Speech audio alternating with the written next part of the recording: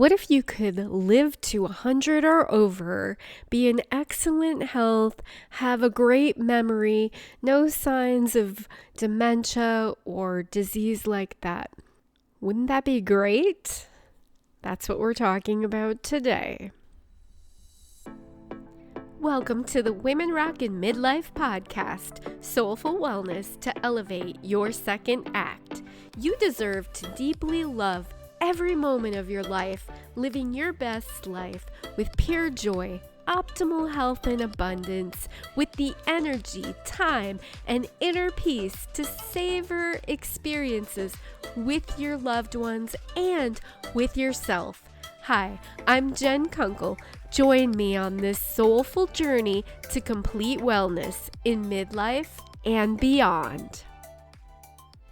I love watching documentaries to get ideas for these podcast episodes, to get an overview of a topic, to learn about different studies that were done. And I recently watched this documentary called Live to 100: Secrets of the Blue Zones. You've probably seen it pop up on your streaming app. I think it was on Netflix. Anyway, this guy, Dan, he explored 5 regions in the world where people tend to live past 100. Well, actually, he and his team explored lots of areas, and they came up with these 5 regions in the world. Actually, this was all done in the year 2000, so it's been a couple of decades now. At the time, they found these 5 regions in the world where there were people living to be 100 and older with no signs of dementia, and these people were often quite active. One was Okinawa, Japan. One was a place in Italy. One was actually Loma Linda, California, the Seventh-day Adventists, which was kind of interesting. So it took like a modern look. A lot of these other areas were hundreds and hundreds of years of the same culture and the same kind of things that they were doing. I wanted to talk about this today because maybe this can give us some indicators on how we can live our best lives going forward, improve our health, have more energy, avoid dementia, avoid other health issues that could hinder the quality of our lives, and, to live longer, but not just longer and hanging on with a lot of health problems, to live longer with great health. That's what I'm all about. I love science and evaluating real world phenomenon scientifically. I have a degree in chemical engineering and I worked in that field for a while, so I am familiar with how to design experiments. And the one thing that kind of popped out in this documentary is that I saw these flaws in the study. This is something that I look at when I read studies or I hear information. I look at, where is the gap? Where could this be a correlation and not a causation? Where could this be, in other words, something that happens to line up, but it's not actually a cause and effect situation? Because that's a thing that happens in science. And usually a controlled study in a lab is going to do the very best to factor in for things like that, to eliminate excess variables. Well, in a real world study, that's a challenge. It's a challenge to control everything because these are just people living their regular lives and reporting on what they're doing or not doing. There can be inconsistencies, and then people might report things differently than how they're actually going on. So this guy's looking at a lot of data, a lot of people and what they say, and looking for commonalities. It's a little bit more, open to interpretation. It doesn't mean that what he found isn't true. One really big thing that I saw, though, is that he was looking at very small areas in bigger areas that might be doing a lot of similar things. And at least in the movie, they didn't discuss what the surrounding areas were doing and what the specific differences were in these smaller areas, like say a region in Italy, right? They might all have the same kind of cultural habits and behaviors, and they might be all doing a lot of the same things. And then there's this one area that they considered a blue zone that has this really high concentration of centenarians, people who over 100. We'll just go with that. Anyway, they weren't looking at those surrounding areas and looking at the commonalities and then the distinctions. And I thought that would be really valuable information. Now, again, at the end, they revealed that these initial studies were actually done over 20 years ago and that the blue zones are now shrinking. And there aren't as many people living over 100 in as wide of an area. Modernization happened, Americanization of the food, fast food, and that kind of mindset. So I digress for a moment here. So my science mind says that these conclusions that are presented in the Blue Zone movie are really anecdotal and they don't necessarily take into account all the factors. However, I still found it very interesting and we can still find it useful because we are seeing these are things that people who live long and live long in a healthy way are doing. Whether or not we know what the key is, the key things are, that is okay. We're doing the best we can here, and that's cool. So the commonalities that they found, and then they also recreated them in a couple other places, or a handful, maybe even more. They're creating these blue zones in other places after they just kind of to test the theory, like, does this make a difference? So watch the documentary. It's really good. It's 4-episode series. It was worth it for sure. If you enjoy that sort of thing, which I do, I love it. Anyway, commonalities that they had. One thing that really stood out to me was that they have community and connection. They have, like, most of the, if not all actually, all of these 5 areas, there was some structure built into their environment that facilitated having lifelong friend groups. And then in at least one of the other places, or as they create these new blue zones, they set up what's called a moai. I forget which geographic location that was from. I think it might have been Japan. Anyway, these moai walking groups, and it's basically groups that create this connection and community where they connect on a daily basis, and then they're being active too because it's a walking group. Another part of the community and connection is that in these blue zones, aging parents are not sent to nursing homes or retirement homes. They live with and are cared for by family. So that's key too. A second commonality of all these locations is that people have a real sense of purpose. They have a reason to live. They have something that is important to them. And it could be a hobby. They have active relaxation, right? Their relaxation is not flopping down on the couch and watching TV for hours on end. It is things like gardening, woodworking, anything that they like to do, working with their hands, being active and physically doing stuff. In one of the locations, and I actually think this was also Okinawa, there's no word for retirement. So anyway, they have this sense of purpose and they feel this deep inner happiness and joy. And they really just enjoy life. And it's so cool because, as this movie says, the things that cultivate health that they found are the things that actually make life worth living. And I totally agree. So it's really awesome. Another commonality is eating well, which, yes, I know that can be very subjective. So let me clarify what the consistencies were across all these regions. Fresh foods, a lot of plant-based, in some cases completely plant-based, like things like legumes, whole grains, veggies, fruits. Just as I always advocate, the fresh, prepared, scratch foods, not processed, packaged foods.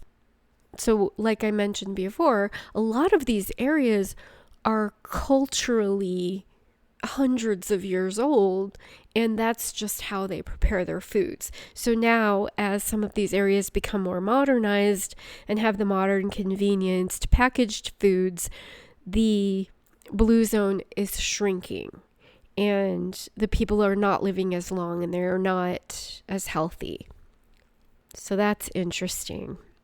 In another resource that when I was digging a little deeper, I came across something called Adventist study. So like I said, one of these regions that was found in the blue zones, or to be a blue zone, was Loma Linda, California, Seventh-day Adventist. And they are plant-based. There was a study that the Adventists in California live 10 years longer than others in California in the same area. And another conclusion that was drawn from one of these studies is that unprocessed foods is actually more important than being plant-based. So it might just be that plant-based people tend to eat less processed foods. Now that's not necessarily vegan or vegetarian, because a lot of the, fake meats, fake cheese, all that stuff, that's a lot of processed stuff. So when I say plant-based, I do not mean vegan or vegetarian. I mean plant-based, whole food, plant-based. There is a difference and there is a distinction. So vegan or vegetarian is not automatically healthier than eating meat. I'm talking about eating more whole, unprocessed foods.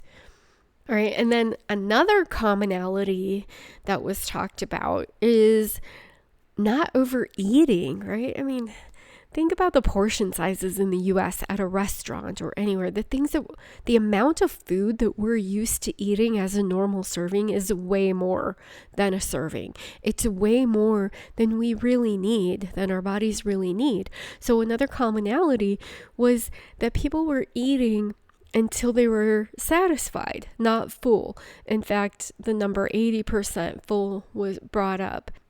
I don't even know if you really need to eat until you're 80% full.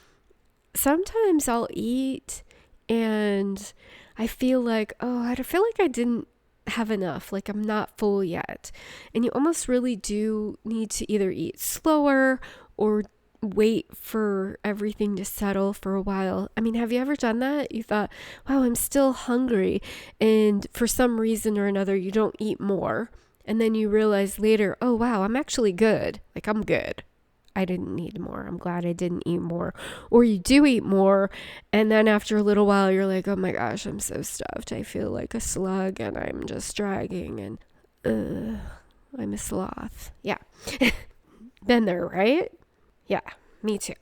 So eat until you're just satisfied, or even a little bit less, and give it some time. Eat slowly. Give your food time to process and get into your stomach and register with your brain. I think sometimes that we are so used to eating so much that our brain doesn't get that full signal or even partially full signal until we're more full, because that's what it's used to.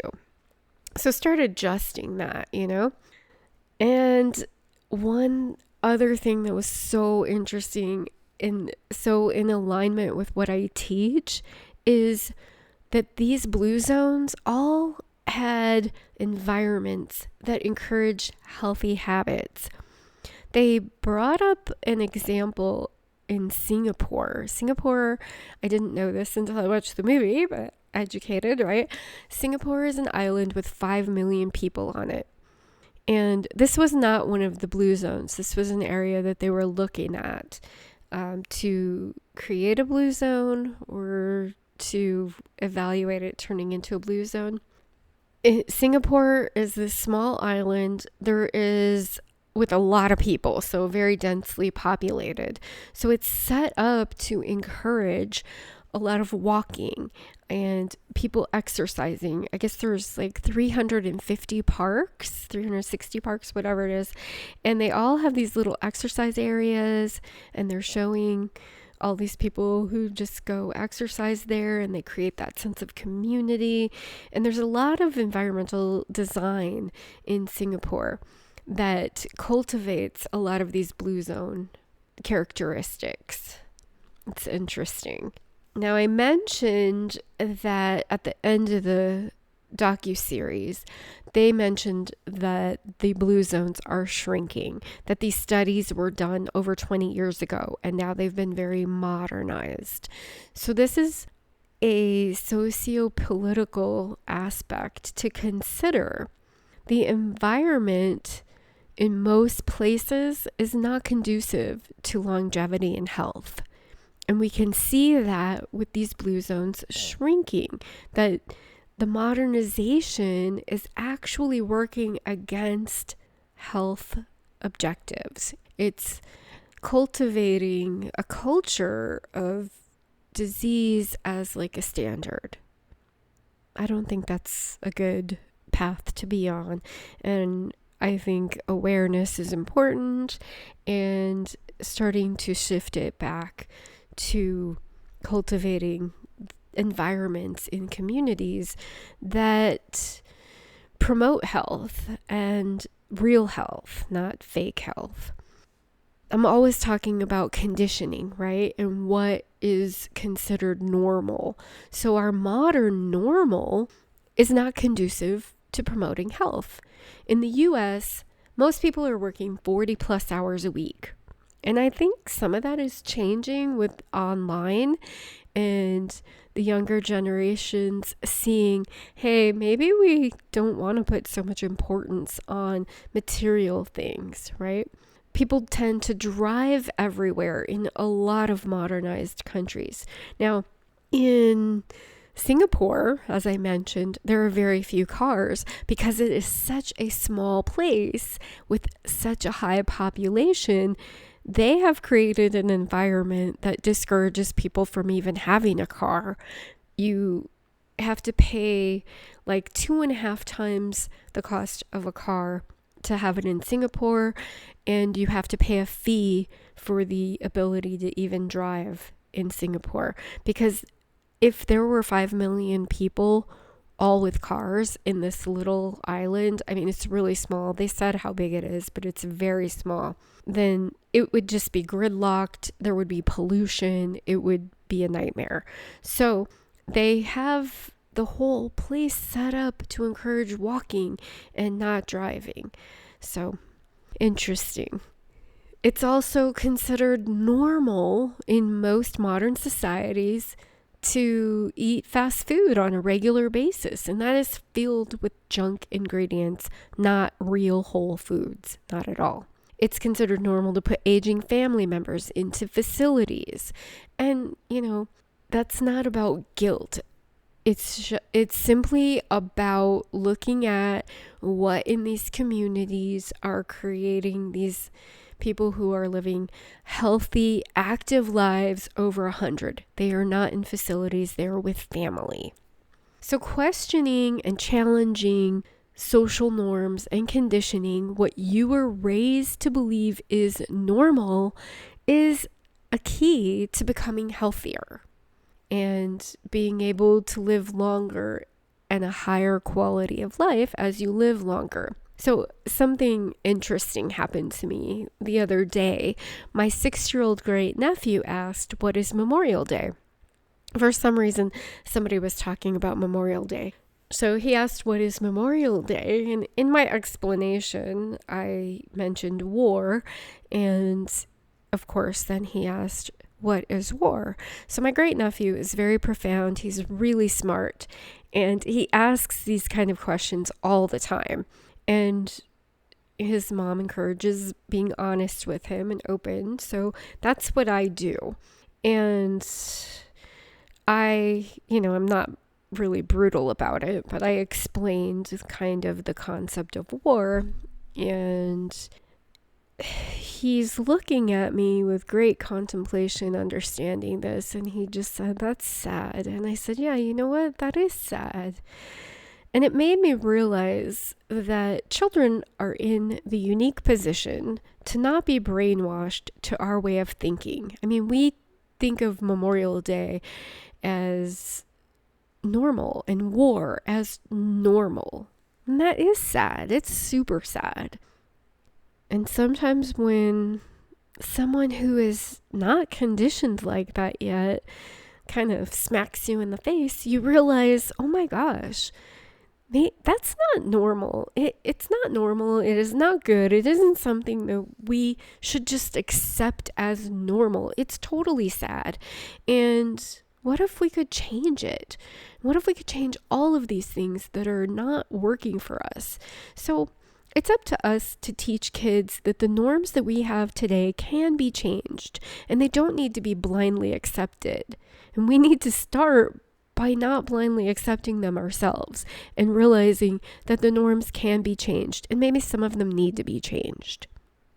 For now, let's look at some practical things that you can actually do to create like your own personal blue zone in your own life, right? For yourself, even if it's just a one-person blue zone.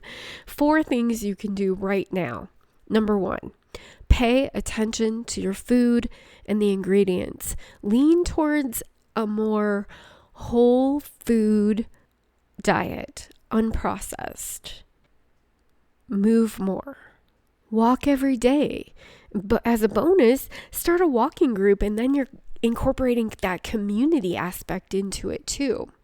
Which brings me to number 3, connect with others. There's so many ways to connect with other people. Family, visit your aging family more often. And if you don't have family, or that's not convenient for you, or that's not what you want to do, find some meetup groups, hiking groups, walking groups, any other activity you enjoy, even if it's a wine group, whatever. It's something that makes your life more full. Maybe you've been interested in pottery. Join a pottery group, take a class, anything that makes you feel more fulfilled. And that brings me to number 4. The things that you can actually do and implement to make this real is consider your purpose. Have a purpose. What gives you purpose in life? Whether it's taking care of your family, whether it is volunteering, whether it is growing food, whatever it is. Like, I love to learn, okay? And I love to help people. So doing this podcast is part of my purpose. I also am interested in growing my own food. So I'm learning to garden, and I'm raising quail, and I give myself the time and space to do things like that. So think about what gives you purpose in life, what makes your life worth living, what feels good to you. Maybe journal on that a little bit. And then to support you in incorporating these practical tips, establish your personal environments that make it easy for you to achieve the goals you want to achieve. You want to be healthier. Look at the things that are in your personal environment that work against it and work for it, and start tweaking those things. So in the Blue Zone, they talked about creating environments and communities. In one community, they actually established walking paths from several parts of town so that people could easily walk to downtown from any part around it, from any part of town. And then, like I mentioned, in Singapore, they have the fees that discourage people from driving and encourage people to walk or take public transportation. one of my core teachings is about creating supportive environments, like your physical environment, your mental environment, like the kind of things that you learn, the information that you take in, your emotional environment, your social environment, and discovery environments. And that's about learning. So look around, pay attention, notice your own personal environments, both physical and non-physical. Like, what kind of people are you around all the time? Is that supporting you in achieving your goals? And if it's not, if something's in your way, see how you can tweak that. I know maybe you live with other people, so you're not able to change everything. However, you can start making little tweaks, and they rub off on other people too sometimes. So what you do habitually influences your life and your well-being more than anything you can do short term. Any diet, any program. It's what you do habitually on a day-to-day basis. That's why I always encourage small tweaks over time, because it is lasting. And that's what really makes a difference. And I think everything that I saw in this movie confirms that. For example, I had a friend who had two grandmothers. One had so many health issues as she aged, and she wasn't very active. She seemed a little bit off kilter all the time, had difficulty getting around. And then the other grandmother, and they actually lived in the same community. The other grandmother was very spry and lively and energetic, and she lived well into her 90s. And what she told me is that she did 15 to 20 minutes of simple yoga that she had learned at a community center years ago. She did this every day, actually. And the other grandmother was a lot more sedentary. She didn't do anything like that. That one simple thing. Now, I don't know if there was more to it. Maybe the active, energetic grandmother had more of a focus on health. Maybe she ate better too. But I'm telling you, they lived very close together in the same community pretty much their whole lives, if not at least their whole adult lives. And that was the big difference. So simple little things make a difference. All right. Download the companion worksheet and write down one habit that you can commit to doing every single day that will change your life for the better, even if you do it for only 10 minutes a day. And if you want support with any of this, then get on my wait list for my 22-day VitalityQuest challenge. The link is in the show notes.